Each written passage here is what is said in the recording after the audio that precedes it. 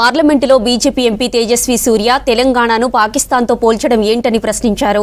CPM రాష్ట్ర కార్యదర్శి John Wesley British వాళ్ళు భారతదేశాన్ని పాకిస్తాన్ను విడగొట్టిన పద్ధతిలోనే ఆంధ్ర తెలంగాణ విభజన జరిగిందనడం సరికాదన్నారు. దశాబ్దాల పోరాటాలు, వందలాది మంది ఆత్మ బలిదానాలతో ఏర్పడిన తెలంగాణను దేశ విభజన నాటి రక్తపాతంతో పోల్చడం హేయమన్నారు. తెలంగాణ సమాజానికి తేజస్వి బహిరంగ క్షమాపణ చెప్పాలని డిమాండ్ చేశారు జాన్ వెస్లీ.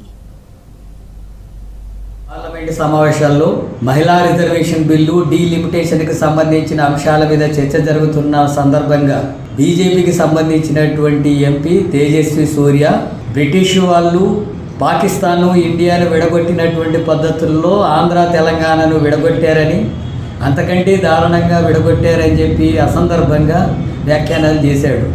ఈ రెండు రాష్ట్రాల మధ్య మళ్ళీ విద్వేషాలు రెచ్చగొట్టేటటువంటి ప్రయత్నం చేశాడు.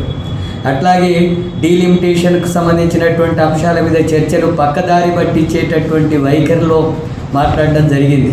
ఈ వ్యాఖ్యల్ని సిపిఎం పార్టీ తీవ్రంగా ఖండిస్తుంది. అలాగే బీజేపీకి సంబంధించినటువంటి వెంకయ్య నాయుడు కానీ, సుష్మా స్వరాజ్ కానీ, బీజేపీ నాయకులు కానీ మా వల్లనే, మా మద్దతు వల్లనే తెలంగాణ రాష్ట్రం ఏర్పడిందని ఉత్సవాలు జరుపుకున్నారు. మరి అలాంటప్పుడు పాకిస్తాన్ను, ఇండియాను విడగొట్టినట్టుగా చేసినప్పుడు ఎందుకు ఉత్సవాలు జరుపుకున్నారు? ఆనాడు దాన్ని సమర్థించి ఈనాడు ఎందుకు దాన్ని తప్పుపడుతున్నారు? మోడీ కూడా ఈ రకమైనటువంటి పద్ధతుల్లోనే అవమానాలు చేస్తున్నాడు.